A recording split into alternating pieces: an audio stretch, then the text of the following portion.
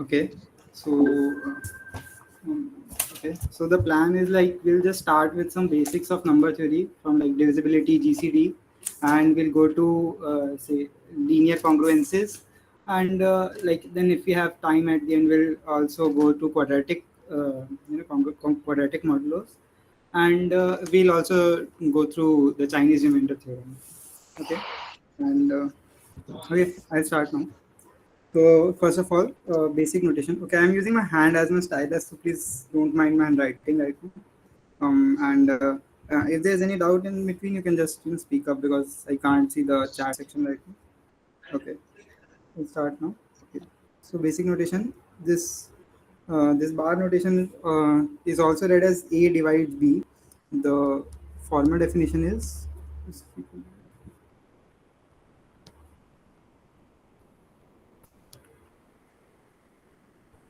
Yeah. So the definition is pretty simple. If there exists a C such that B is equal to A times C, where A, B, and C all are integers. Okay. So just an example. This is 1 divides x for all x in integers. Okay. So this is the basic notation we start with.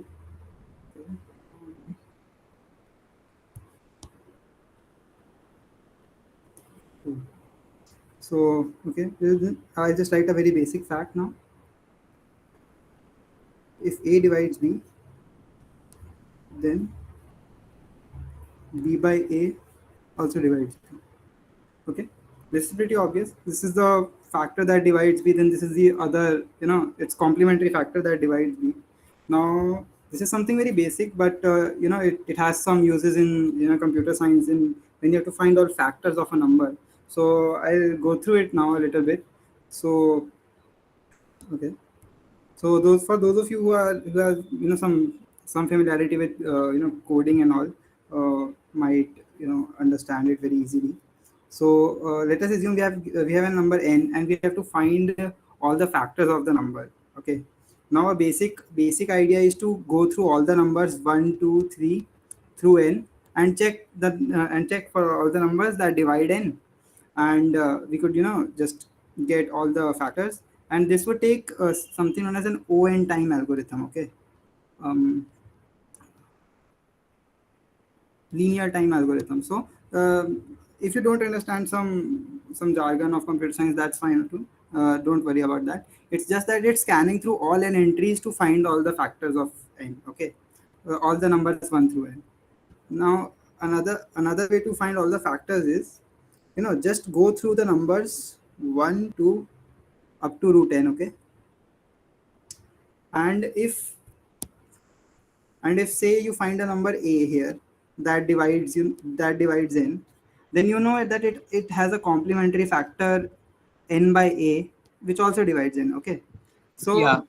So every factor has a complementary factor in this, the other range root n to n. Okay.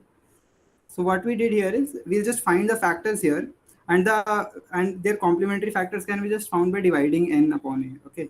Now we have reduced the complexity or the amount of time we are going to spend in finding all the factors. You see, this is a root n size list, whereas the list above was an n size list, and we all know that n is less than equal to root n. So this So, is so what would be complexity of this algorithm? this Approximately. algorithm. The complexity is O of root n. Oh, okay, so we there is root n at the last, so this is also O of root n. Okay. Yes, that's all. That's all. So yeah, like we just reduce the amount of time we were going to take to find all the So factors. this means that if we so if this means that if we increase the number n, then it Yes, will roughly increase as the graph of root n. yes, exactly. Okay. And this will increase linearly if you just scan through all the numbers, right? So if the values are huge, then obviously the second algorithm is better. Okay. And okay, this is Yeah. something Okay. I thought might be interesting because I'm from a computer science background, so I thought this is a very simple question to go through. Okay, now moving on, some basic properties. If A divides B and B divides C, then A divides C. I'm not going to prove all the theorems right now because like some of them are obvious and some of them are simple, but we'll go through the main stuff. Okay, this is pretty obvious, so I'll just skip it. Okay, then we have if A divides B, implies that AC divides BC, C is not equal to 0. Okay. Um, if A divides B and A divides C, I'm going through these, a little fast because these are not very hard results. If you have any issue or doubt, then you can just tell me. I'll. Yeah, yeah, yeah. You can be faster here, I guess. Yeah, because these are basic properties.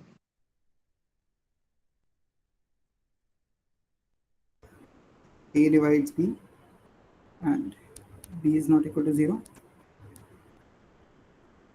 and then mod of A is less than equal to mod of B. Okay. Now this is a very basic result right now, but we'll just use it later and we'll notice that okay, this is also a useful thing. So this implies that mod A is equal to mod B. If A divides B and B divides A, then mod A and mod B are equal. Okay. Another result that we'll try to use in some questions ahead. So if P is a prime and P divides AB, then this implies that P divides A or P divides B. Okay. So this is also, I think, fairly obvious. You can just see that you can't break a prime, right? So it has to divide either one of those. It can't divide some factor of A and some factor of B. Okay. Moving on. So the definition of GCD now. We'll do two definitions of GCD. The second one, the importance of the second one will come, later in questions. So the basic definition of GCD is, the largest integer C such that C divides A and C divides D. Okay. Okay. And also GCD has this another property. I'll just assume that this is G. Then GCD has also this property that any divisor D of A and B, like divisor is a number that divides A and B both. So any divisor D divides G. So like, okay. So that is like any divisor of A and B, any common divisor is divides the GCD. Okay. Now, moving on to the other, it's not a definition, it's more of a formula, I guess. So, if G is the GCD of A and B, then there exists X and Y such that G is equal to AX plus BY, where X and Y both are integers. Okay. Now, this is an interesting statement because, like it's not that obvious, to have GCD as a linear combination of the variables. Okay. Here X and Y are integers as well. Okay, I'll just go through the proof of this. So this is an interesting proof. Okay, so I'll just take the set S equal to AX plus BY, where X and Y are integers, and AX plus BY is greater than 0.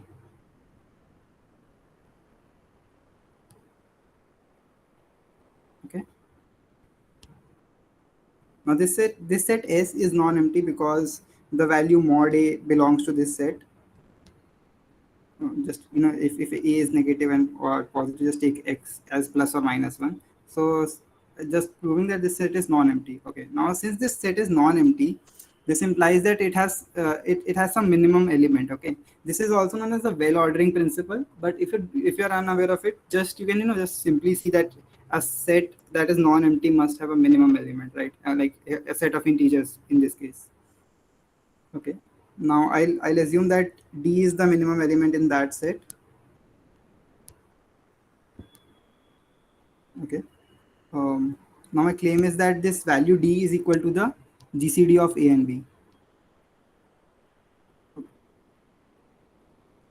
The set of linear combination of A and B, like all linear combinations of A and B that are positive. Okay. Now to prove this claim, we'll do two parts. The first part is that we first have to prove that D divides A and D divides B. So this is where we are proving that the value D is a common divisor. Okay. Then second is we have to prove that it's the greatest common divisor. That means that any divisor C is less than equal to D.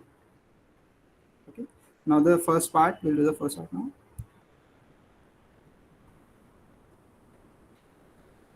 We can write the value A as Q into D plus R, where the Q is the quotient and R is the remainder. We have R is greater than equal to 0 and less than D. Oh yeah. So now R will also be the like a Yes, yes. linear combination. Yes, exactly. R is also a linear combination now. Okay, I will also like write it as um, sorry. So now we have R is equal to A minus QD, and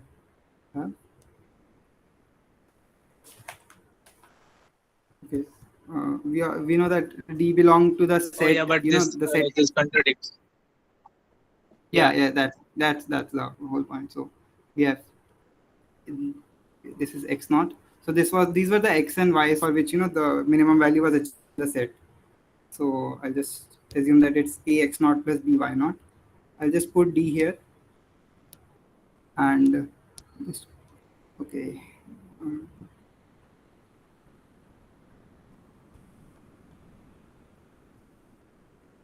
Sorry, ax naught plus by naught. Okay, I don't know why it's this. So I'll just rearrange it. We have a into 1 minus qx naught plus minus q into y naught into b. Okay, so this is also a linear combination of a and b. Therefore, the value r also belongs to the set S. It's not necessarily set S, it's S union 0. Remember, I just wrote that the values are greater than 0 because, yeah, so it's either belonging to S or it's 0. Okay, 0 is possible because R is greater than equal to 0. So if R belongs to S, then there's a problem, right? Because R is less than D. R was the remainder when we divided A with D. Okay, so here.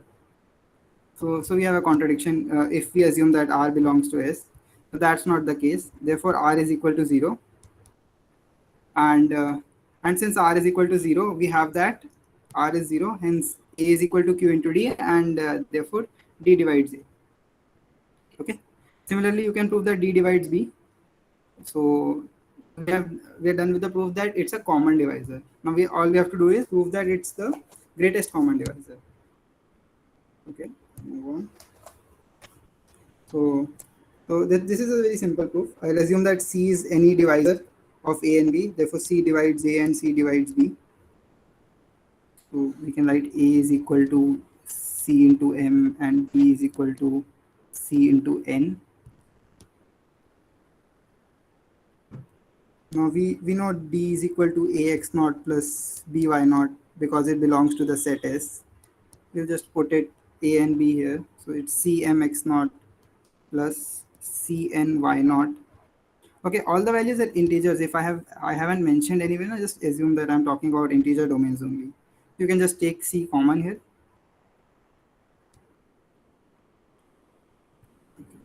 Now, so I took any divisor C with a common divisor of A and B.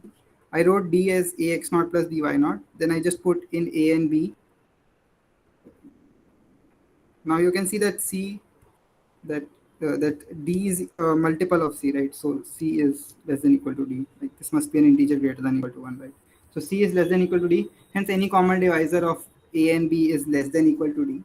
So we have proven that the first part was the proof that it's a common divisor. Then the second part is the proof that it's the greatest common divisor. So hence we can write the GCD of two numbers as a linear combination of both the numbers. Okay. Moving on. Um, yeah, I'll just mention some obvious facts. So the GCD of a comma 0 is equal to mod a.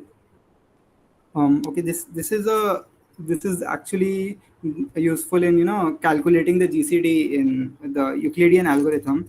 So this is actually the base case, as we say in computer science. We put a recursion relation, and this is the base case of that recursion.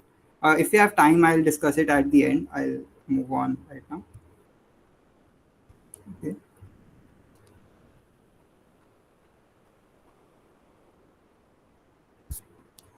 GCD of A.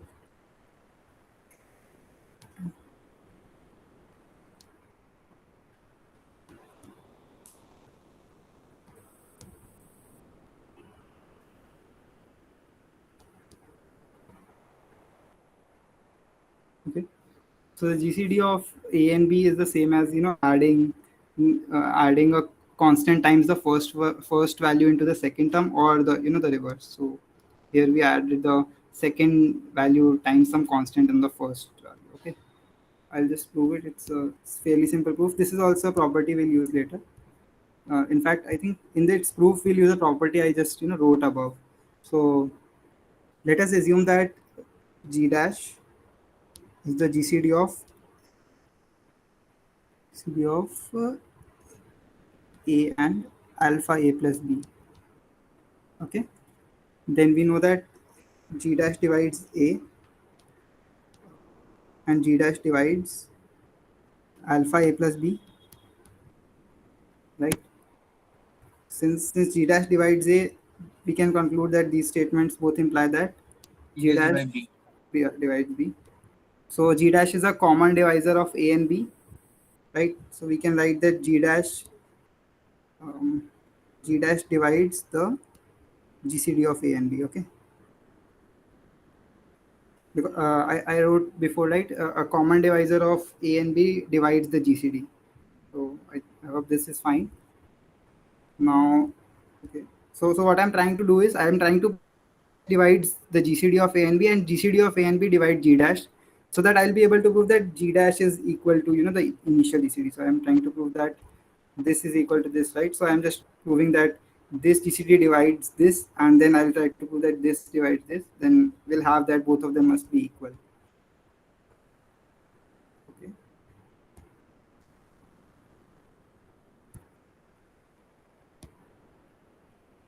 Now if G is equal to GCD of AB, then we know that G divides A, G divides B. This implies that G divides alpha A plus B. Therefore, G is a common multiple of common divisor. I'll just write CD of Can you common divisor. use a bit darker marker? Sure.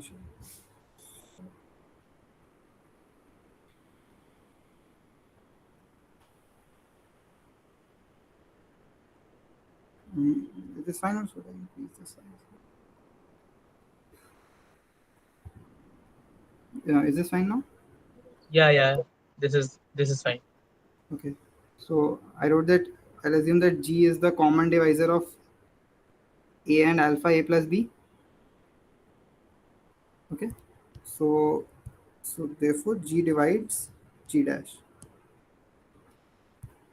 Okay, I'll just tell you again. So first of all, I assume that G dash is the GCD of A and alpha A plus B. Then I prove that G dash divides the GCD of A and B. Yeah, A and B. Then I assume that G is the GCD of A and B, and I prove that G divides the G. Okay, so G is the common divisor of A and alpha A plus B. Hence G divides G dash, which is equal to GCD of A and alpha A plus B. So by the the statement I taught you earlier, that if G dash divides G and G divides G dash, then the mod values of then the absolute values of both of them must be equal, right? But since these are positive integers, I could just actually equate them directly. So G dash is equal to G, and this is the proof of this theorem. Okay, this is a useful result. This is also something that forms the basis of the Euclidean division algorithm. Okay, I think that's fine for now. Um, Another thing, you could just use the statement above to prove this. GCD of a comma b is equal to the GCD of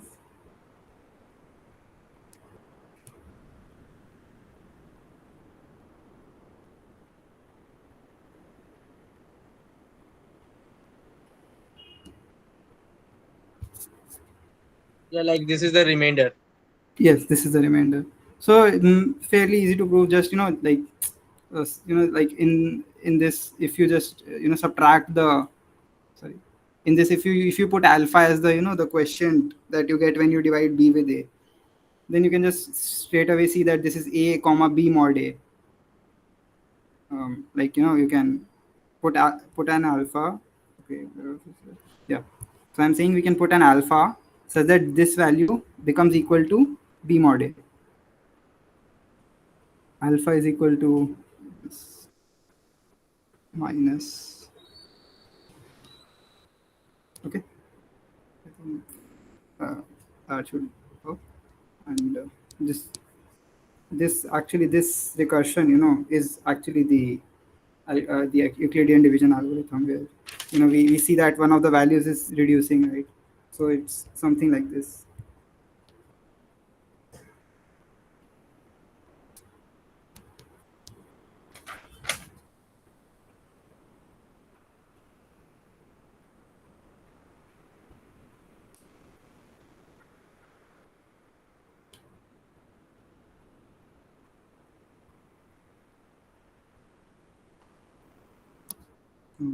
Just a second. This is the smaller value, right? If, okay. So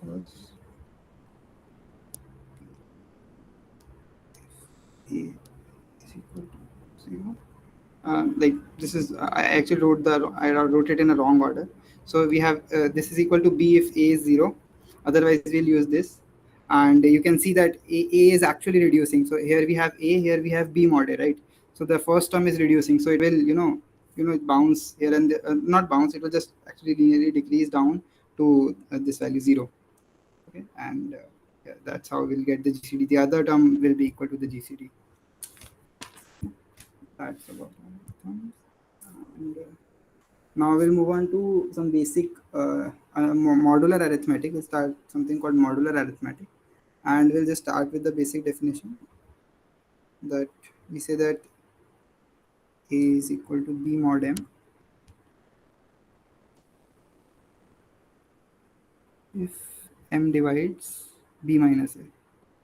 Okay, so this is a fairly simple definition, but I really like this definition due to some reason. Like, so simple, but it simplifies the problem sometimes a lot. When I don't really see a solution on using this modulo sign, I try to convert it into a division type problem, because that sounds a little easier to me.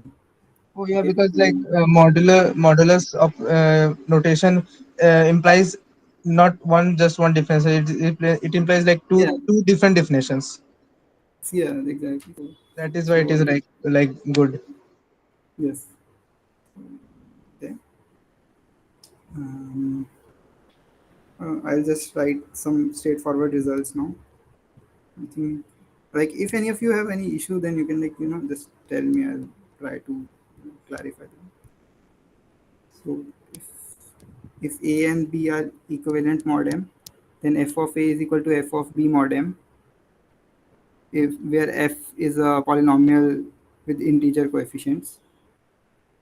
Okay, I'll not write it. Save us some time. Like I guess it's fairly obvious, right? Because if the you could just use the definition above, right? Like m divides f of a minus f of b. Then you notice that all the coefficients, the constant coefficient cancels out when you subtract them. F is a integer coefficient polynomial, and every other term has some sort of x raised to the power a, like alpha terms. We'll have like a raised to the power alpha minus b raised to the power alpha, and we know that a minus b divides. Sorry, a minus b divides this value, like a minus b divides a to the alpha minus b, and we know that a divides m divides a minus b because of the definition. Like I have assumed that this is given. I'm just trying to give some implication that this implies this. Similarly, the next is okay, a into c is equal to b into c mod m into c. C is greater than 0. Again, just use the definition, just you have to prove that MC divides BC minus AC. You can, just cancel out C, and notice that M divides A minus B was already, given. So A equal to B mod M implies AC is equal to BC mod MC. Okay. And if we have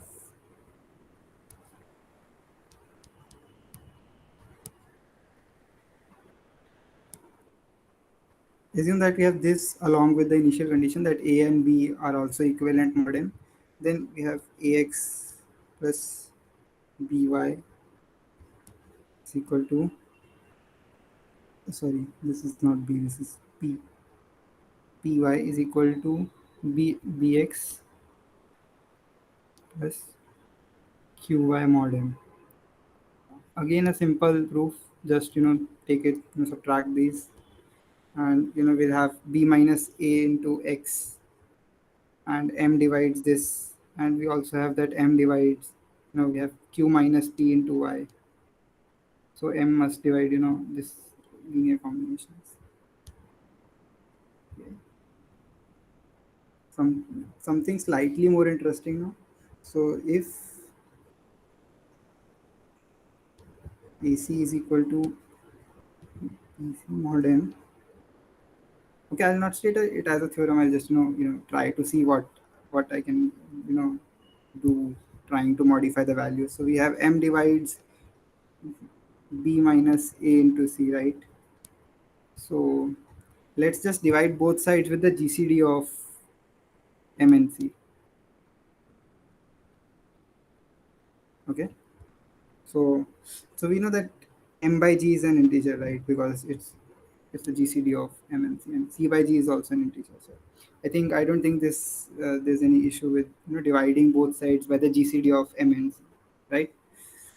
So I think this is fine. Now what we can notice is that M by G and C by G, these are co-prime values, like because we actually just divided, or took out the common factors of M and C. So these must be co-prime values, right?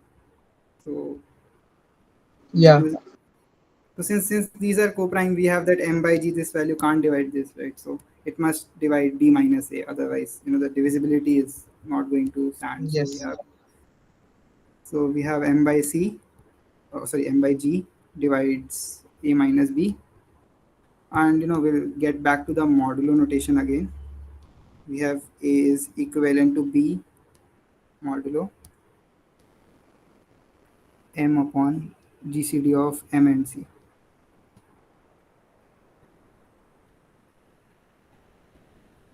Okay, so we started with AC is equal to BC mod M, and we just divide. We found that we can strike an equivalence or implication here, so not an equivalence.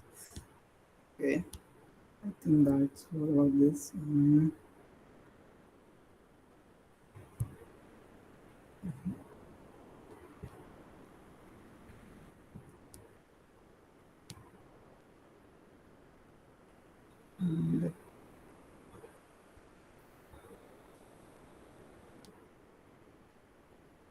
okay, so this is sort of a question, I guess. We are given that A is equal to B mod M, and A is equal to B mod N as well, and we are given that GCD of M and N is 1.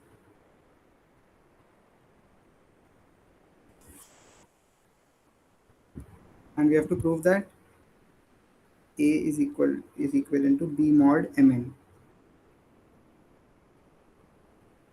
Okay. So in this question, we'll actually use some of. I'll just give you guys a hint as well. So the first hint is like we'll use the property that the GCD can be written as a linear combination of the variables themselves. So first property is that, and I think that's all. Like, yeah, that's all that is required here. I'll just solve it right now. We'll solve few more questions later. This is a fairly easy one. I'll just write it. So okay, an interesting proof though. So we have a Oh, minus hi. b. Can I try? Oh yeah, this is easy. Yeah, sure. I'll wait for some time. That's Like fine. this, we can say this is like Chinese dividend theorem. Sorry. I mean, this just follows from Chinese dividend theorem, isn't it? Okay, Chinese middle theorem. I like. I don't want the Yeah. proof to go Otherwise, into yeah, detail right now. yeah. Oh, we Besides can that, do is this. also good. M Yeah, divides A minus B. N divides A minus B. Since yeah. GCD of Mn is 1, so Mn obviously divides A minus B, which shows A is congruent to B mod Mn. Okay. Yeah, I think that should work. I think that's fine. So should I move on or you guys need some time? Yeah. No, you can move on, I guess. Yeah. Okay. Cool. I just present the proof that I thought, uh, or if someone wants to try. So since the GCD of m and n is one, we know that I can write m. Sorry, this is n not b. Okay.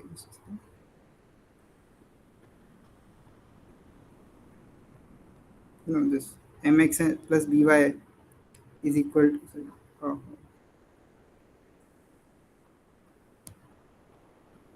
okay. So from the the theorem we did before that, we can write the GCD as a linear combination of the two variables. I just wrote that one as a linear combination of m and n, because one is the GCD of both values. So I wrote a minus b as a minus b times one. Okay, this is one basically. So and you can just open this. So this is a minus b into mx plus a minus b into ny, and you can see that since n divides a minus b and we have m here, so mn divides this whole term, m and n divides this. Similarly, we have mn divides this term as well, because n is here and we know that m divides a minus b. Hence mn divides the whole value, and this was a minus b. So mn divides a minus b. Like, yeah. So that's okay. We'll move on from this. Mm. Do you guys want to do one question before we move on to more theory, or like this is fine? Hmm? Yeah. Okay. Okay. Yeah. Please.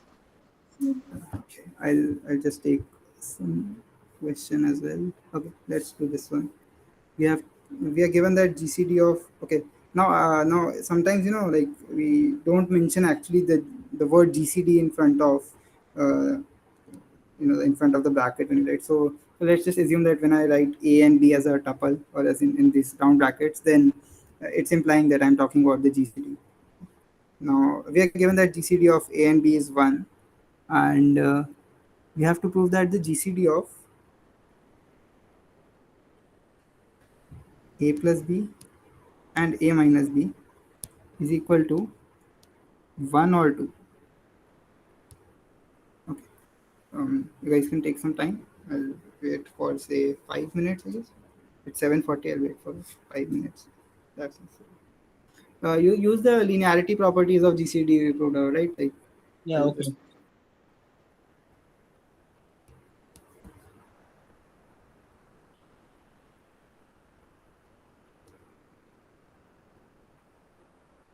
it goes the other way also. You can try to use the properties. Remember, GCD of A and B is 1. It's given.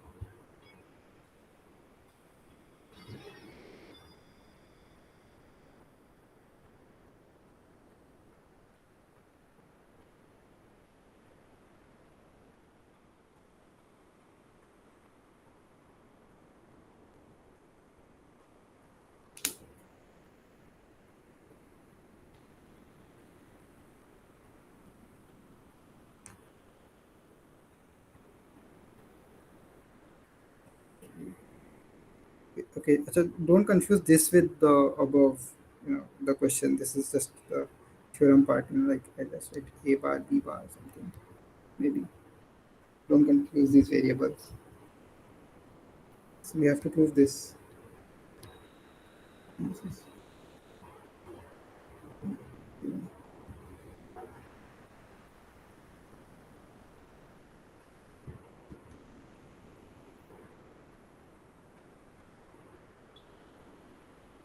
Yeah, so I have a solution. Yes, sure. Go on. So what we can do is that let assume the GCD of a plus b and a minus b is d. Okay. Okay. Now Hmm. this clearly implies that d divides a plus b and d divides a minus b. Yes. Then we can plus d. So we will get like d divides 2a and You d can divides just 2b. So this means d divides the GCD of 2a and 2b. But yes. GCD of 2 and 2b can be written like 2 into GCD of a comma b. But GCD of a comma b is 1, so d divides 2. But only two integers can divide 2, that is 1 and 2. So Mhm. GCD is like 1 or 2. Yes. That is that's a really nice proof. Yes, that's correct and perfectly fine. Um, I'll just try to give you Yeah. another direction Like, maybe. Sorry. it was obvious to assume that GCD of a plus b and a minus b is d to like approach in this way. Sorry. Yeah. This was a really nice. Yeah, I'm not saying anything about that. I just want Yeah. actually I have a few more questions of this type, right? So I actually use the linearity वाला formula जो ऊपर बताया. So like I thought maybe वो उस direction में एक बार बता दूं तो आगे it will help a little bit. So what I was going to do is if I had to Okay. prove this, I just so I can just add this to this, like put alpha is equal to 1 in the linearity formula, then this is equal to GCD of a plus Oh, b, right. and Yeah, we can also do like that.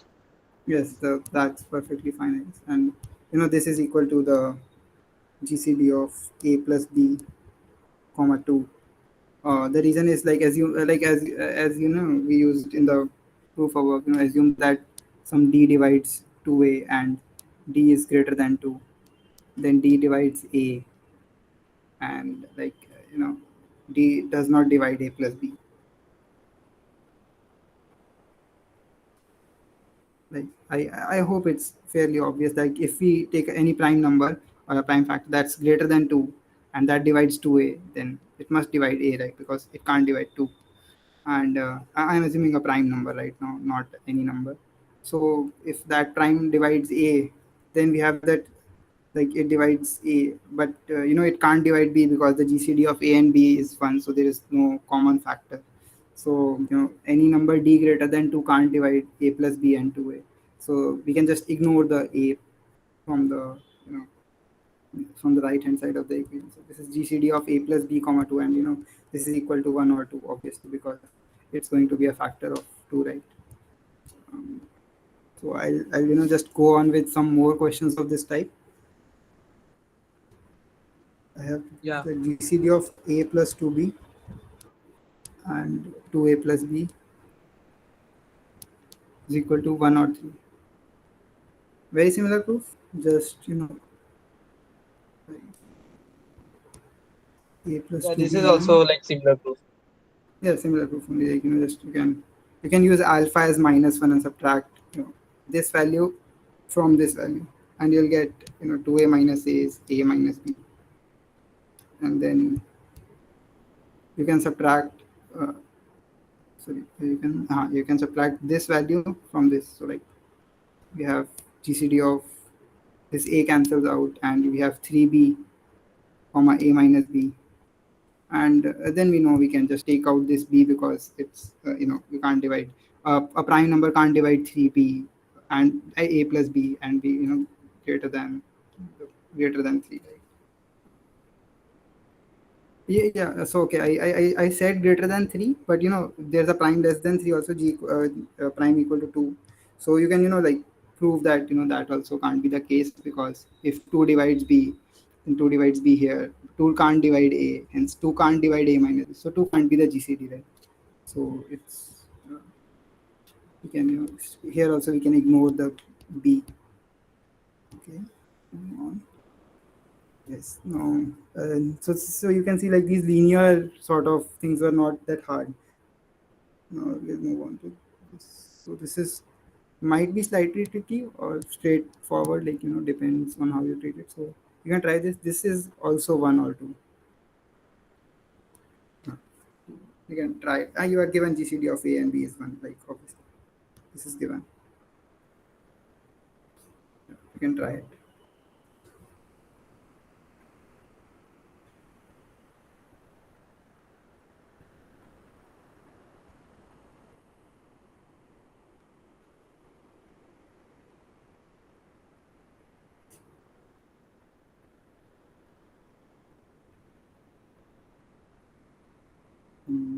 Like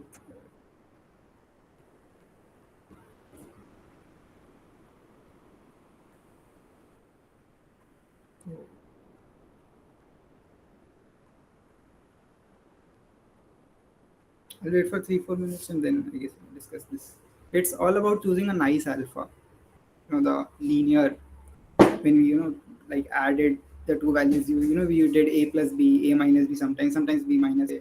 So it's all about choosing a nice alpha, so that you can manipulate one of the GCD values.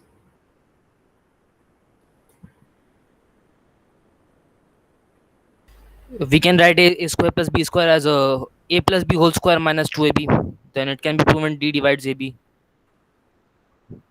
Yes, that's absolutely fine. Yes, that is actually uh, like just choosing an alpha as equal to minus a plus b. Yes, yes.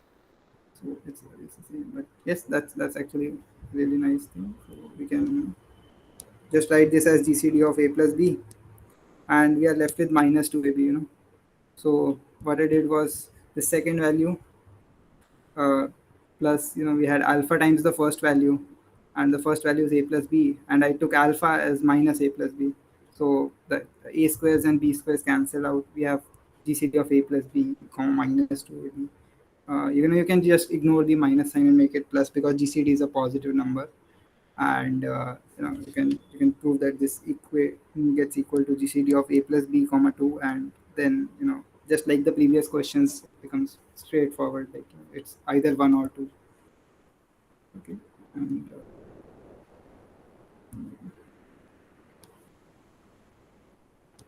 you can try this later, but like it follows from the things we did above. GCD of a and a plus b and ab is equal to 1, given GCD of a and b is 1. So fairly straightforward. Can try it later. That's fine. I'll leave this question for you guys. Okay. Now moving on from okay, am I seeing the time? I don't think that we'll be able to complete everything, but like let's see till where we can go.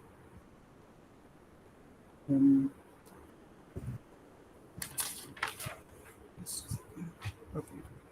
Now I'll define something called residue systems.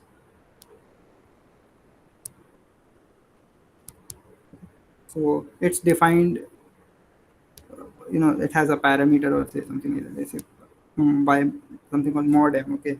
So the residue system mod m is the set s equals to 0, 1, 2, up to m minus 1. So this is one residue system. Okay, so basically the remainders that you can get when you divide by m, so 0 through m minus 1.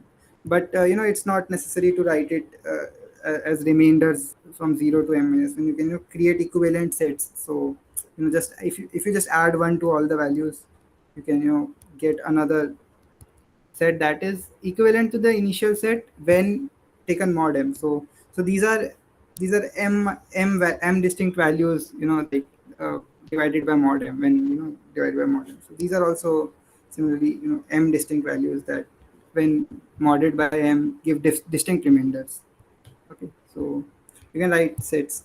So I just write it as a general set. Okay, a1, a2 up to am. This is called the residue system of m. I'm writing equal here, like these are all of these are equivalent things. Okay, like when you divide it by m, I'm assuming that all of these give the same set of remainders. No.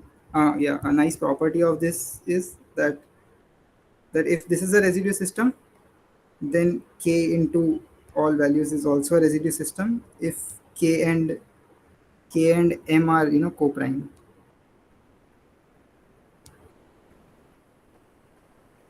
Oh, sorry.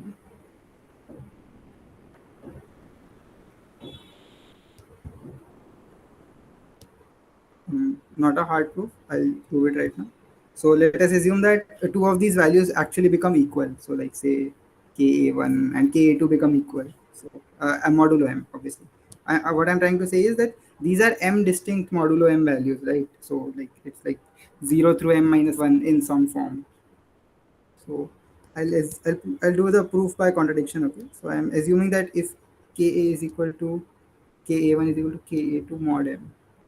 So I assume that two of the values become equal modulo m. Okay.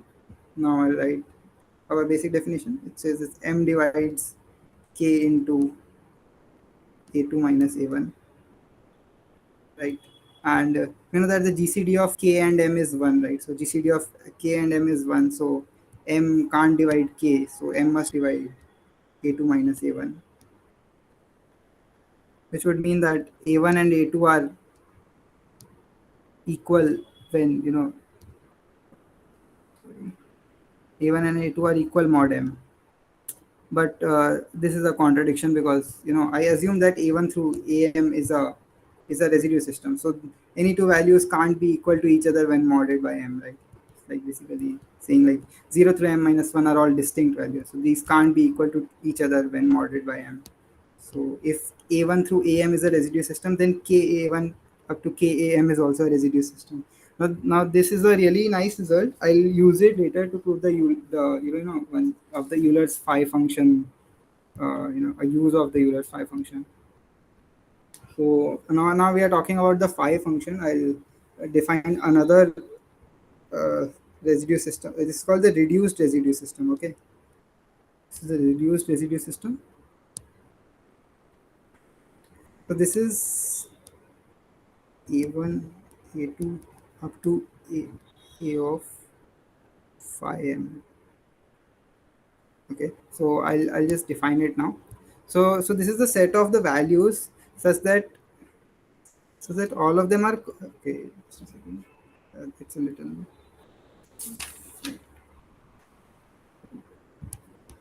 Okay. First I'll define phi of m. Phi of m is actually the number of primes that are divisible by m. So all number of primes such that p divides m, p less than, yeah, that's all. Number of primes that divide m. Okay, so that's all. Oh,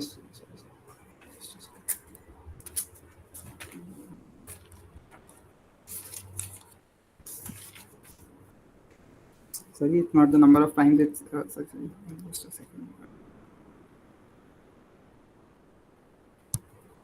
Really sorry for this. But I said this by mistake.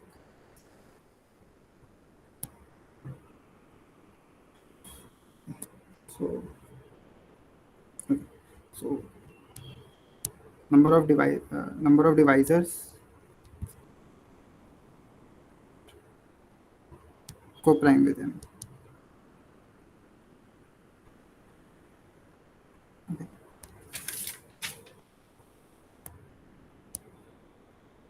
So the reduced residue system is actually a1, a2, a phi m, such that ai is less than equal to m, greater than equal to 1, and GCD of AI and M is equal to 1. Okay. So this is the reduced residue system. So I'll just calculate the phi of some values for you. So like so the easiest phi is of a prime number. So phi of 7 is 6 because all the numbers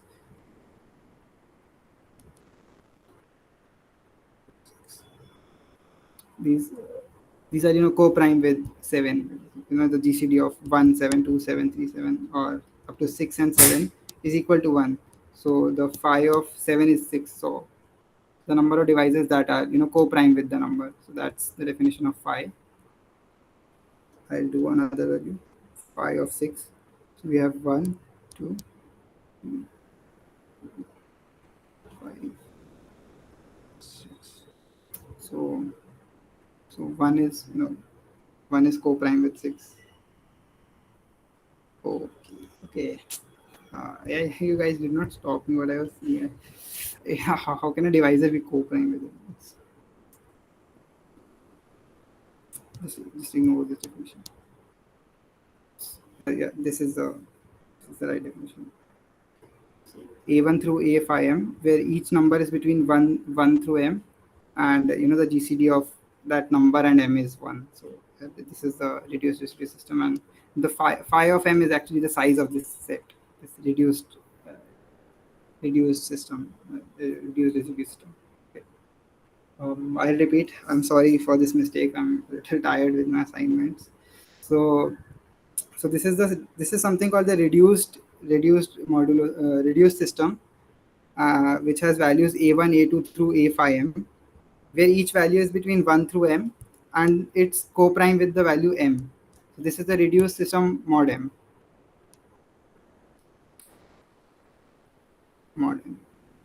Okay. Yeah. So yeah, I what I did was just calculate the values 1 through m and find the number of values that were co-prime with 7. So 1 through 7, the values 1 to the values 1 up to 6 are co-prime with 7. So phi of 7 is 6, and similarly for 6 we have 1 is co-prime with 6 and 4 is co-prime with 6. Sorry, no, it's not 5. So yeah, 5 is co-prime with 6. So phi of 6 is equal to 2. Yes. Now this phi is actually has a really nice property that a raised to the power phi m is equal to 1 mod m. Okay. So I'll just move on and try to prove this property. It has a really nice proof. So okay, this also assumes that we are given that a and m are co-prime. Okay. A and m are co-prime, and yeah, that's all. And a raised to the power phi m is 1 when modulo m. Okay. The proof is nice. So let us assume that we have the reduced residue system mod m. So mod m, we have the reduced residue system as S is equal to a1, a2 up to a phi m. Okay. Now I proved above that we can multiply this system by a value that's co-prime to m, right? So what I'm trying to say is that a into S is also a reduced residue system where a is co-prime to m. So just a second, we did it. So yeah. I proved that we could multiply a residue system by a number k such that it's co-prime with them. Then we get another residue system. Similarly, we can just multiply here this reduced residue system with a number k. Here I took k is equal to a. Okay, a is not one of these ai's. Okay, it's a distinct value. A is the base. Therefore, AA1, AA2 up to AA phi m. This is also a reduced residue system. Okay. Now what I'm going to use is, so since these are the same residue systems, right? Then I can say that the product of these values modded with m must be the same. So what I'm trying to say is product of AI must be equivalent to product of A into AI when done model. Okay. So when you see two equivalent residue systems, just imagine them as a rearrangement of remainders, sort of like when you get the remainders mod with M. So these are just rearrangements. So I hope that this is clear, that I can just take the product of both the residue systems and get the equal value. So I have that the product of the residue system above S is the same as the product of the values in the residue system A into S, right? Now can write this as equal to, okay. So this A is a constant and can be taken out of this, the product raised to the power phi m, because it's of 1 through phi m. So we have this is equivalent to A raised to the power phi m into the product of AI's mod m. So and since like we have 1 through 5, therefore you could just by the cancellation property you could just remove or ignore these values, and you can get that 1 is equal to A raised to the power phi m mod m. Yeah. So I think we'll end at linear congruences.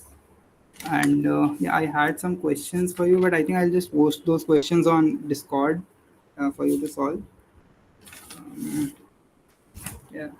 So a linear congruence is something of the sort AX is equal to B mod M. Now, if GCD of A and B is equal to 1, then this equation above has a unique solution, unique mod M. So when we talk about solutions to equations in modular systems, we are always talking about mod M system, mod M solutions. So for example, like if A is a solution, then we obviously know that, sorry, let's say x naught is a solution, then we obviously know that x naught plus m is also a solution, right? So then if then we are talking about, when we are talking about a unique solution, we are talking about solutions that are not equivalent mod m. So these are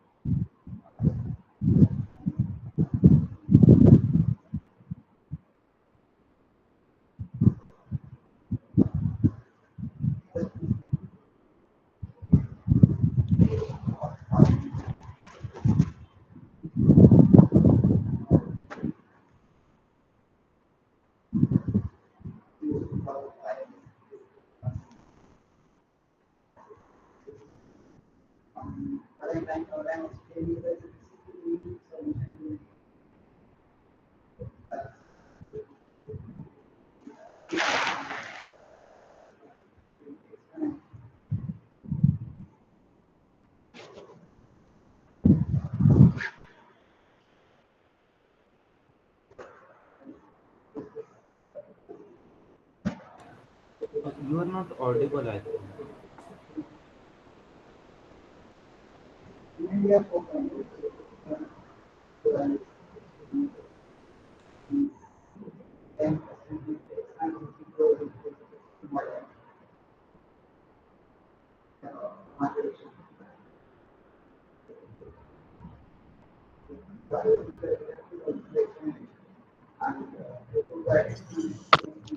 Upper you're ba- barely visible. I mean, audible.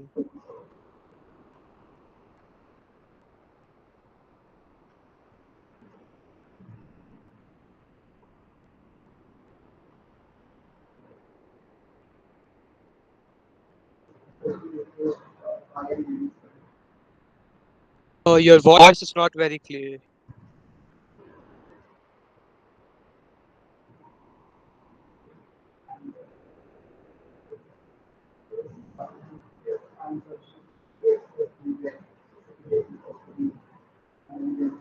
Upper, your voice is not very not clear.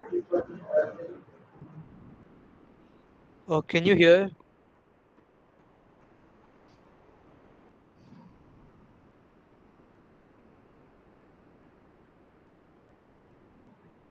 Your voice.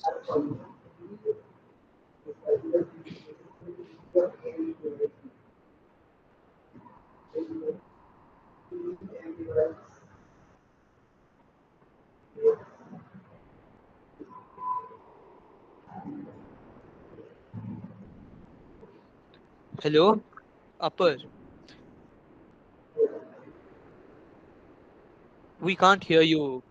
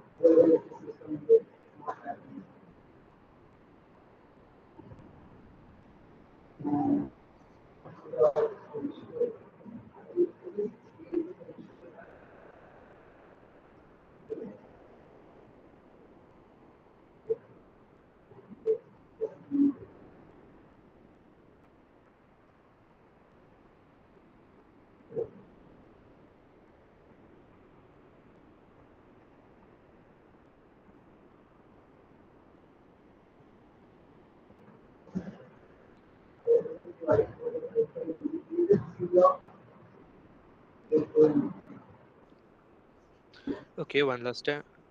Upper, um, can you hear me?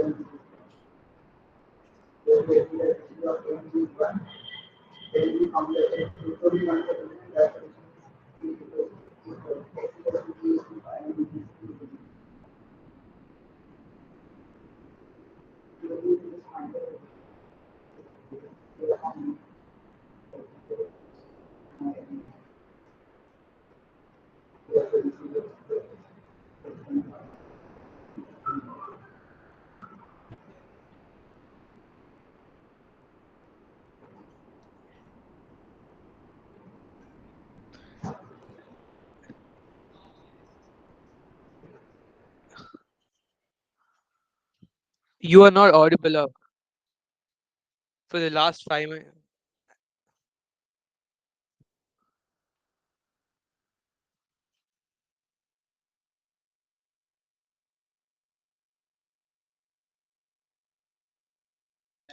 Hello, I was able to find his Discord on some IIT Delhi Discord server. Uh,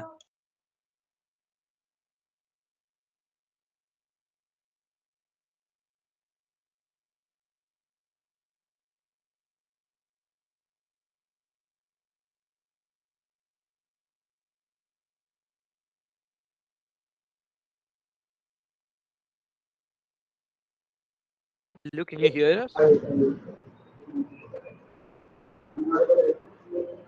Oh, you're still not audible. It's very sorry.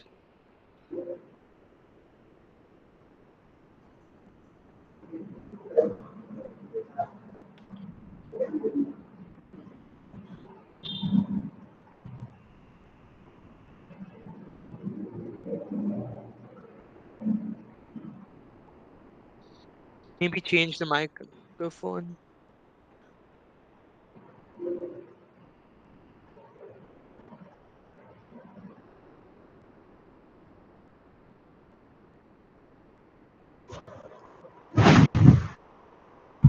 PTA का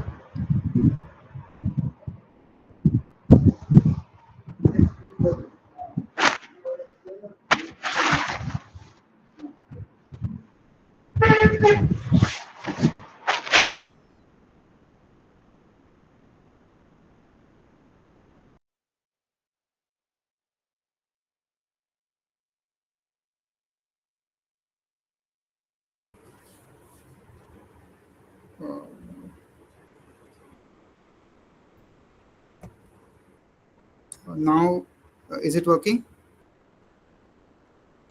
Yeah, now you are Yeah, audible. yeah, cool, great. Sorry for that. I think the Bluetooth got connected in the middle. Okay, so what was the last thing you guys like heard clearly, sort of? Um, can you So, scroll up a bit? yeah, we are trying to find solutions to the linear congruence ax is equal to b. So, When you were starting linear congruence, I guess that was the uh, last part. okay. I mean, that No phi problem. thing was audible. Yeah, okay, cool. So, okay. So the phi thing was audible. So Yes. we have to find the solutions to the equation ax equals to b given, with mod m, and we are given that the GCD of a and b is 1. So I told that we are talking about when we are talking about solutions to such congruences, we are talking about distinct solutions modulo m. So for example, here we know that if x naught is a solution, then x naught plus m is also a solution.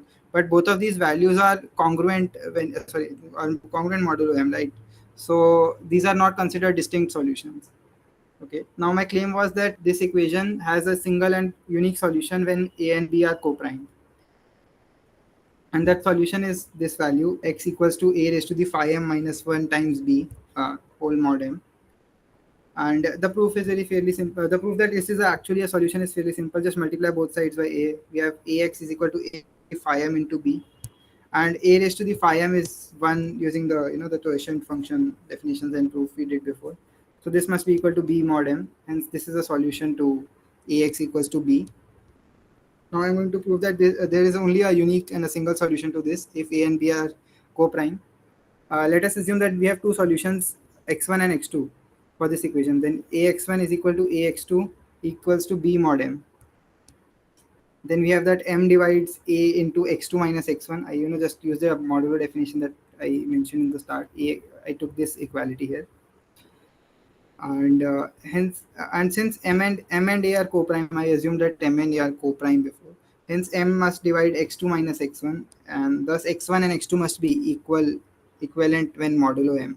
So as I said that these are same solutions modulo m. So hence there's only a single solution. All other solutions are equivalent to the value I mentioned before, a raised to the phi m minus 1 into b when modulo m. Moving on, I also said that ax equals to b mod m has a solution if and only if the GCD of a and m divide b. Like, let b be the GCD of a and m.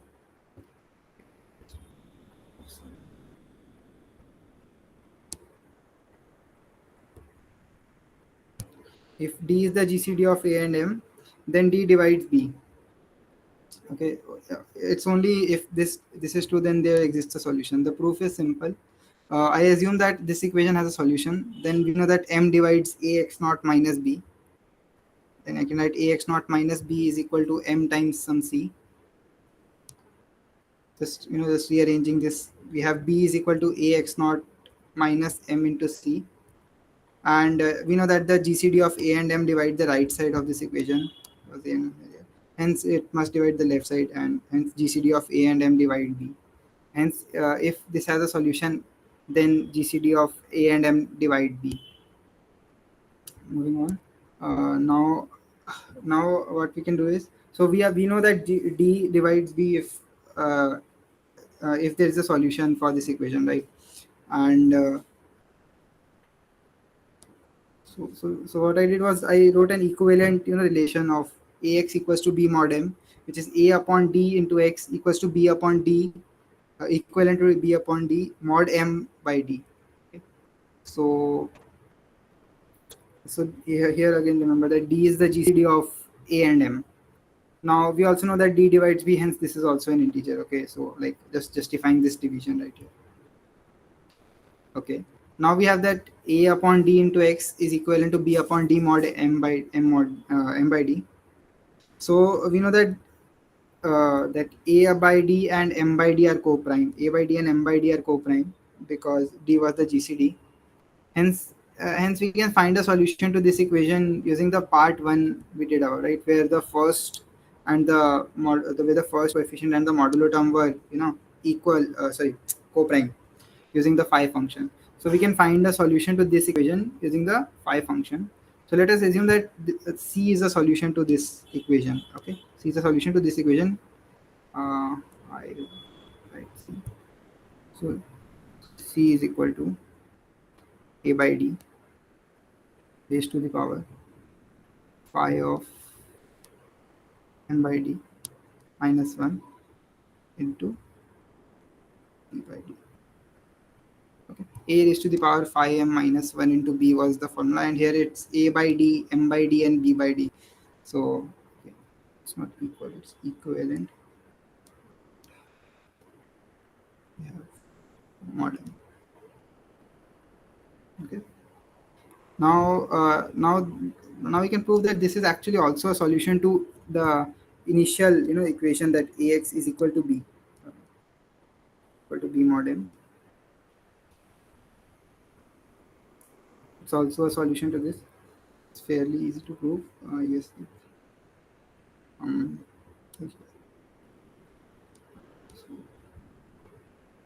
I'll skip that. And so we have found one solution to the equation ax equals to b mod m.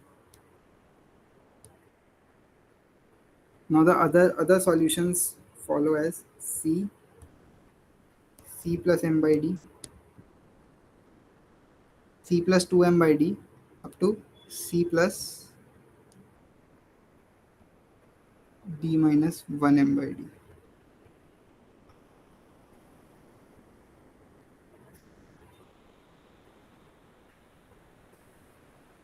Okay, so these are the solutions to the equation ax equals to b mod m. I really don't, I'm short of time right now, so I leave the proof and details of it right now. You guys can try it or read it online. I'll just post some notes on Discord. We don't have the time to discuss the questions I had and the Chinese numerical theorem as well. I do not think that this would go so long. But I'll leave you guys with some questions, some fairly nice questions. So the first question is that you are given that ax plus by is equal to m cx plus dy is equal to n, and ad minus bc is equal to plus minus 1, and you have to prove that GCD of xy is equal to GCD of mn. Okay, I'll just drop a hint. Use the way we did in the start, where we tried to prove that g is equal to g dash. We first proved that g divides g dash, and then we proved that g dash divides g. Okay, you can just try it later. Then we have, okay, this is also a nice question.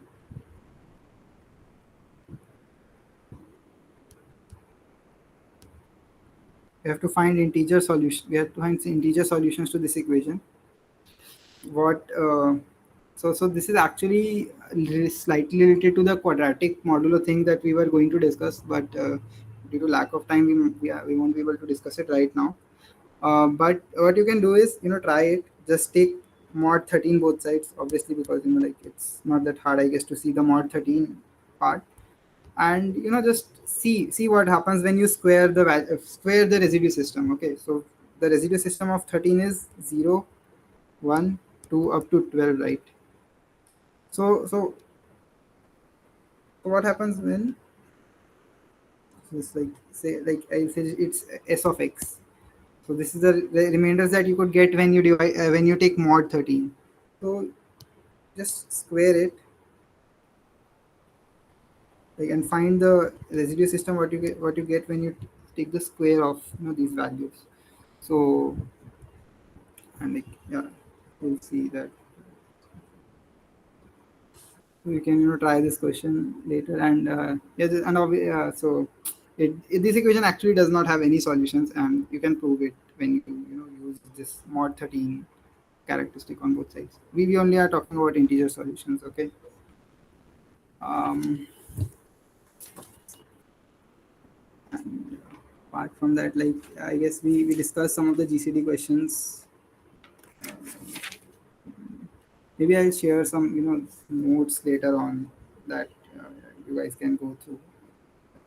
So yeah, do try these two questions, and that's all for now. I have to leave a little early because some urgent work right now.